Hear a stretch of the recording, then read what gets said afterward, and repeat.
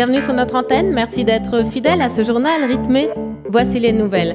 Ni loi ni travail, peut-on lire sur les banderoles? Du monde dans la rue, le gouvernement s'affole. Notre experte Candice s'adressera à la jeunesse pour lui demander de faire preuve de souplesse. Nous évoquerons la réforme pénale ou comment l'état d'urgence est devenu l'état normal. Puis nous ferons le point à Calais sur la façon dont Beauvau traite les réfugiés. Avant de retrouver la météo nucléaire où l'on prévoit du soleil sur toute la filière. Notre experte Candice a souhaité adresser à la jeunesse un message d'apaisement. Alors comme ça on manifeste, écoute le jeune, on ne bat pas le pavé juste pour le fun. Il faut s'informer, lire la loi, être adulte ou tu resteras un gamin inculte. Bon, t'as fait ton tour, maintenant sois gentil. Tu retournes en cours, allez c'est fini. Demain y a un terreau, du balai, au boulot, sinon c'est flashball et là t'auras bobo. Alors on se mobilise, écoute mon petit, faut que tu réalises que t'apprennes la vie. Tu verras quand tu seras grand, tu la fermeras. Entraîne-toi dès maintenant, moi je dis ça pour toi. Pense à ton avenir, ton baccalauréat. Pense à tes semestres, les partiels, tout ça. Si tu perds ton année, personne te la rendra et tu le regretteras, le jeune. Crois-moi. Reste sur internet, la gentille, pas bouger. Tu peux faire des clips et même pétitionner. Mais je te préviens, si je te revois dans la rue, je ne réponds de rien. Je ne leur dirai plus. Je comprends ta colère. Allez, on fait la paix. Moi aussi, quand j'étais jeune, j'étais révoltée. On a tous glandé dans les manifestations avec une joie naïve et des slogans bidons. Mais on te manipule et tu te laisses faire. Tu es ridicule à force d'être sincère. Les attentats de Paris, les événements de Bruxelles, c'est vraiment pas le moment de jouer les rebelles. Alors qu'est-ce qu'il veut le mioche en colère? Il sait pas qu'à table quand les grands parlent faut se taire. Pour le marché du travail, va, t'as encore le temps. T'es pas prêt de le voir, crois-moi mon enfant. Alors ta gueule le jeune. C'était un communiqué de Matignon qui n'engage en rien notre rédaction. Mais tout de suite, on écoute le patron des patrons qui nous livre sa conception du travail et de l'innovation. L'idée, c'est vraiment de donner du sens à ce qu'on fait et du sens à tous nos salariés, tous les fonctionnaires qui sont quelque part des petits aimants et que ces petits aimants soient orientés nord-sud pour faire un grand aimant. Des petits aimants, des petits aimants, des petits aimants. Nord-sud.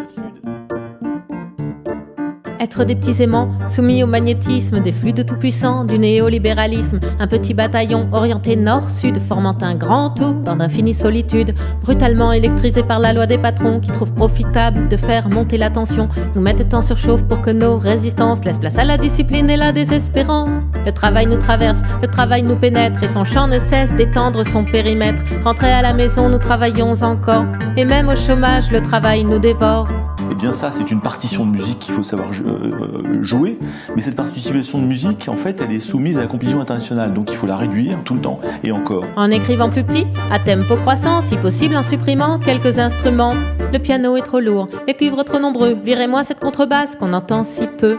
Une prime au violon qui jouera le plus vite, et bien entendu, les répètes sont gratuites. Dans l'orchestre moderne, il faut vous y faire, toute la billetterie revient aux actionnaires. Et si par malheur, on signe des pétitions, si on reprend la rue, pour dire nous, pour dire non, le haut MEDEF et son grand magnétiseur annoncent la fin du monde, la main sur le cœur. On va aller de mal en pis. Je dirais que c'est la fin des haricots. Le diable est dans les détails. Oh, et le Seigneur parle à la populace, t'en vas là, cruche à l'eau, qu'à la fin, elle se casse. Nous lui répondrons ni travail ni loi, qui vit sans folie n'est pas si sage qu'il croit. Boudiou, nous ferons grève à gogo, nous peignerons la girafe à tire-larigot. La loi sera retirée et gros gens comme devant, le MEDEF et ses banquiers auront fait chou blanc.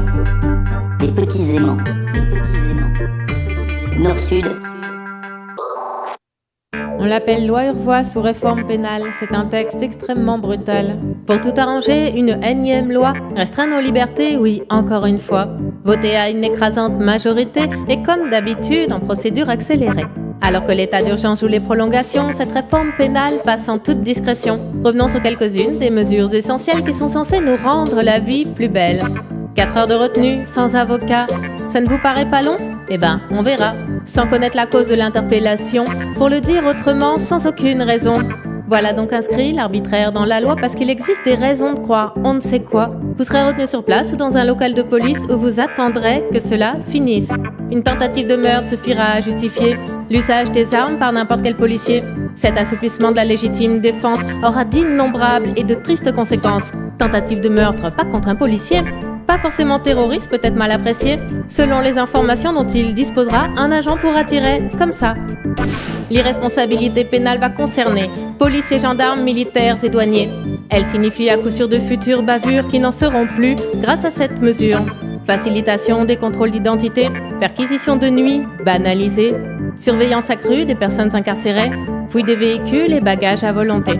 Une fois de plus, l'antiterrorisme dissimule le visage triste de l'autoritarisme. Vous vous dites encore que ça pourrait être pire. Vous aurez bientôt 4 heures pour y réfléchir.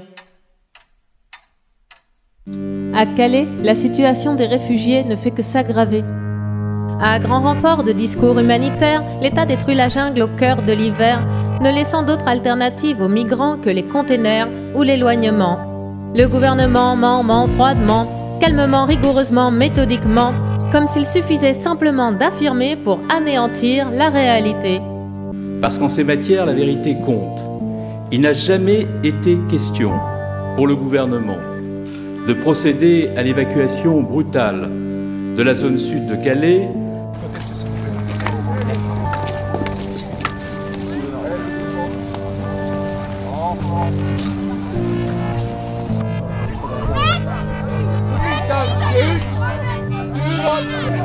Why are you pointing your gun at a pregnant woman? Are you mad? This is force! Oh!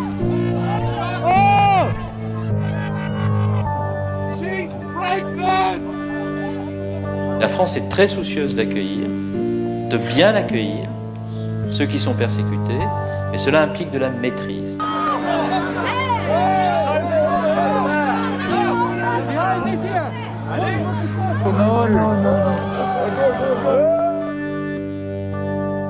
Entre paroles sèches et canons à eau, bulldozers matraques, grenades et lacrymos, au fil des jours, l'avancée des destructions laisse derrière elle ruines et désolation.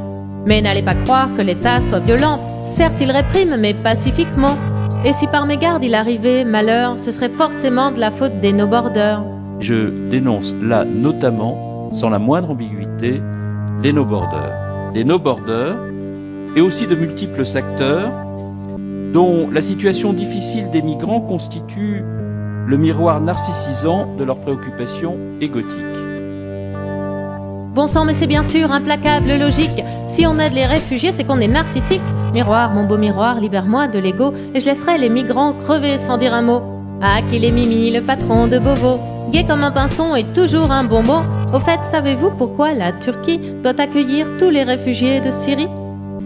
Il faut aussi que ceux qui sont dans les camps de réfugiés, le plus près de leur pays, puissent s'y trouver maintenus dans des conditions humanitaires qui soient aux meilleurs standards, de manière à ce qu'ils puissent retourner dans leur pays quand leur pays se reconstruira. Ou alors nous allons priver la Syrie de toute une génération d'étudiants, Maintenir dans les camps en Turquie, c'est une bonne manière d'éviter cela. C'est une évidence, la Convention de Genève est un texte archaïque sorti d'un mauvais rêve qui voudrait priver la Syrie de demain de ses forces vives. Le droit est inhumain. D'autant que la Turquie est un pays très fiable, une autocratie certes mais estimable, ni paranoïaque ni corrompue, en somme une parfaite sous-traitante pour la France des droits de l'homme. Le tout avec la plus grande rigueur et la plus grande maîtrise. Et on retrouve Astrid pour la météo nucléaire. La centrale du budget attaquée en justice pour mise en danger d'autrui par nos voisins suisses. On aura tout vu, les Helvètes s'inquiètent, eux dont les centrales sont totalement obsolètes. Les Luxembourgeois en ont contre 4 noms alors que la centrale est parfaitement aux normes. Elle mène un programme de modernisation et sera bientôt prête pour sa prolongation. La ministre allemande de l'Environnement trouve que fermer Fessenheim devient vraiment urgent. Minute papillon, lui répond la sûreté, notre antiquité est en parfaite santé. Côté incident, justement, au budget, le réacteur 3 a fortuitement disjoncté. À Cattenom aussi, il y aurait, dit-on, des soucis de grappe de régulation. Certains esprits chagrins prétendent que Fessenheim est passé il y a 2 ans tout près d'un drame. Autant de petites pannes sans aucune conséquence que nos voisins exploitent avec une certaine indécence. Un grand merci à Astrid pour cette météo printanière qui ferait presque oublier le risque d'attentat nucléaire. En attendant la fin du monde, restons groupés, on se retrouve bientôt pour de nouvelles actualités.